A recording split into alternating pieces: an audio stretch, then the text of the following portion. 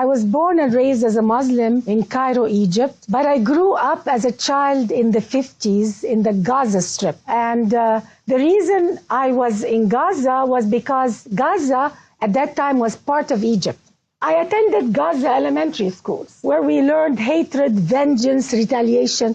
Peace was never an option. The concept of peace was something foreign. Actually, the word peace was never even mentioned in the services of any mosque. We recited poetry every day in the school, wishing upon ourselves to die as martyrs. You know, I used to see girls reciting this poetry while they're crying. They would wish upon themselves to die as a martyr. See, our value system was about victimhood, thinking of ourselves as victims, or to be a martyr, to go kill everybody and die as a martyr, either a victim or a martyr. There is nothing in between. Women don't go to mosques, but we used to hear the service of the mosque either on radio or on TV. And I remember every Friday prayer, the sheikh would be at the end of the sermon, he would curse, may God destroy the Jews and the infidel and even the Christians and non-Muslims. And he would call non-Muslims the enemies of Allah. If you grow up with cursing as a form of prayer, it can feel and sound normal. Hatred can be normal because who am I to judge? I never noticed that this is not holy. So this is how I grew up. 22 Arab countries did everything they could to make life impossible for Israel to exist. The Arab League forbade absorbing the so-called Arab Palestinians, rejected to give them citizenship in any Arab country. So you could see a Palestinian born in Cairo, for instance, and never get the citizenship and die in Cairo. They are born and die in Syria, a Palestinian, and they never get a citizenship. Why? Because the Arab League wanted the Palestinian problem never to be solved. This is not their agenda. The agenda is to keep them refugees from birth to death. The culture was so for sacrificing. They encouraged women to stand up in front of the cameras and say, I gave my son to the jihad and I want my other children to die in the jihad. Women who are for life, for peace, were looked down upon. Women who would be radical, if not more radical than men, who will promote jihad for their children, were lifted up as honorable women to be respected in society. So for a woman to be respected in Islamic society, you have to be as radical, if not more radical, than men. And that is why a lot of women are silent. They are proud to give their children to jihad. It's the only way to go to heaven is to go and kill the infidel and die in the process. The Arabs of Israel were pushed constantly, they are rejected from being absorbed and constantly pushed against the borders with Israel in order to keep the problem alive. The Arab world doesn't have a shortage of land. If you look at the Arab world from the Atlantic Ocean, Morocco, all the way to Persia, from Turkey all the way to Sudan. At that time, when I was a child, the Sinai was practically empty desert. Nobody lived in the Sinai. Like today, there is Sharm el-Sheikh, you know, all the nice beaches. This was a military zone. And there is absolutely no need, no pressing need for Arabs to be so dwelled on wanting to throw the Jews in the sea. You know, this international conflict called the Arab-Israeli conflict really is a fabrication. This is not a conflict over land. And anybody who thinks it's a conflict over land is misguided because we don't see the truth. The truth is Arabs, there is something in Islam anti-Jewish, anti-Christian, especially anti-Jewish,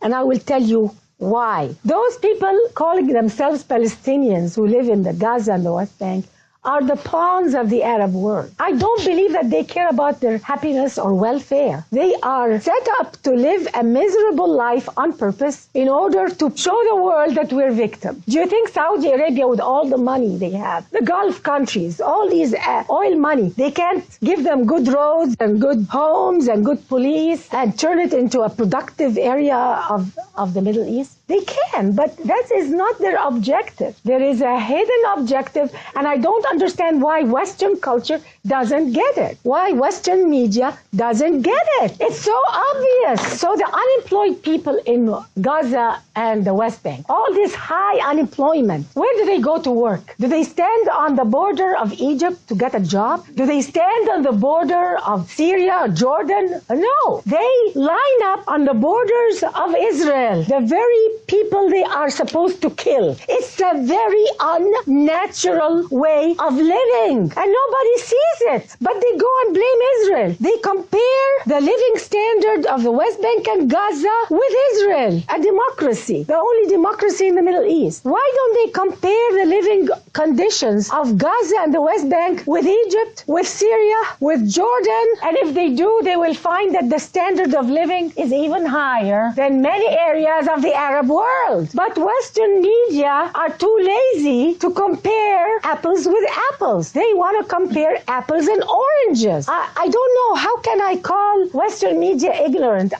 They should not be ignorant. And then they go and ask Israel, why don't you do some concessions for the Palestinians? I never hear them stand up to Arab leaders and ask Western media, why don't they ask Arab leaders, how about some concessions to the Israeli people? We never hear that. And it's very convenient to blame all of this terrorism on, after 9/11 especially, they blame the terrorism. Oh, it's because we have this terrorism everywhere by Muslims. It's all because of the occupation. If it wasn't for the occupation of Gaza, if it's not for the occupation of the West Bank, we wouldn't have a problem. The problem all is because of Israel. That's what they want to give the impression. And this is a big lie, because I lived in Gaza as a child, and I witnessed the terrorism against Israel before the occupation of Gaza and before the occupation of the West Bank. And our media here doesn't even know that. There was terrorism against Israel before the occupation. So people who are Arabs who claim that they are doing terrorism now because they want freedom, democracy. No, there is no freedom and democracy in any Arab country, let alone the West Bank or Gaza. So we have to really call a spade now. This is too serious to just take all these lies and look the other way, because it's very, very hard to know the truth if you rely on Arab media, if you rely on the culture around you. And because of life in an oppressive society, I moved to America. I moved to America in the end of 78, 79. And my life completely changed. And one time I wanted to attend a synagogue and a church because I was curious. I thought they were going to curse the Arabs the same way we cursed them in our mosque. The holiness of the place. They were praying for everybody. They were praying for peace on earth. How can we leave this earth a better place? It was a totally different way of thinking, the opposite of what I grew up with. And that's when I went to a mosque here also in Los Angeles. And I thought that because they allowed women, that it was going to be different here within America. I am so glad that Islam in America must be so different. So I went to the mosque and I heard anti-Semitism again in the mosque. And I was told, don't assimilate in America. We're here to Islamize America. They were looking down at American culture. They were looking down at this society. And I felt very uncomfortable. I said, oh my God, there is an agenda here. And I never went back again. It hit me. How could we do this? How could we lie and accuse people of something we Arabs know very well we have done ourselves? How could this happen? What kind of value system allows a person or allows a culture or a religion to lie and accuse their enemies of something that they know they've done themselves? They know that Osama bin Laden did that. They know that he was financed with Arab money, with oil money until today. How could they accuse the Jewish people of that? Look at the map of the Middle East. You can hardly see Israel. It's impossible to convince any person who has an IQ of a child that this problem is over the land called Israel. It's time for the West to understand this, because it's not just not good for Israel, it's not good for the Arab world. They are collapsing. A lot of people think that the Arab world is so strong and so powerful. It's rotting from the core, but they don't know. The religious leaders are telling them to continue the hate instead of telling them to repent and find the true God, the love and the friendship.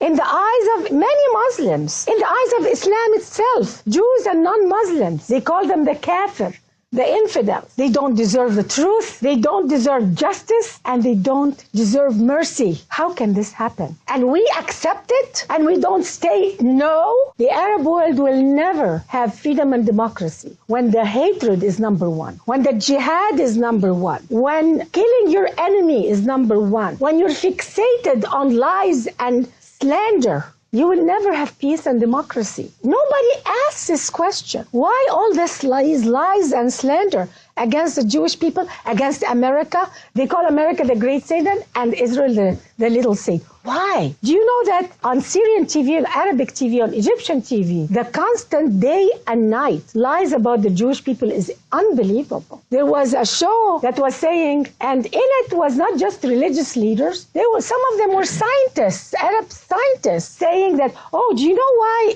Israel went to Haiti to help with the earthquake? You know why? Because Israel really wanted to harvest the organs of the Haitian people. These are the intelligentsia of the Arab world. When the intellectuals of the Arab world say that, what do you expect from the man on the street? And you wonder why they hate? Because day in and day out they are told this. I was told horrific things about the Jewish people. It took me years to extract it out of my mind, my heart, and my consciousness.